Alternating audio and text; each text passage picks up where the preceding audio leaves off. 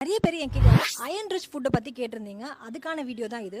So ஆக்சுவலாக பார்த்தீங்கன்னா நம்மளுக்கு பேசிக்காக 10லேருந்து 20 மில்லிகிராம் கிட்ட அயன் தேவைப்படும். இது பேஸ்ட் ஆன் நம்மளோட ஏஜ் ஜெண்டர் பொறுத்து கொஞ்சம் மாறுபடும். ஸோ அந்த வகையில் நம்பர் 1 ஸ்ப்ளீன், அதாவது மண்ணீரலில் உங்களுக்கு 100 கிராமில் 33 மில்லிகிராம் கிட்ட அயன் இருக்குங்க.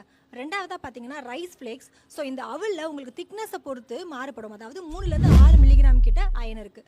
மூணாவதாக பார்த்தீங்கன்னா பயிர் வகைகள் எல்லாத்துலேயுமே உங்களுக்கு 0.5லேருந்து 2 மில்லிகிராம் கிட்ட அயன் இருக்குது. அதில் எஸ்பெஷலி சோயாபீனில் மட்டுமே உங்களுக்கு 5 மில்லிகிராம் இருக்குது 100 கிராமில். நாலாவதாக பார்த்தீங்கன்னா மீனில் எல்லாத்துலேயுமே கொஞ்சம் அயன் கண்டென்ட் இருக்குங்க.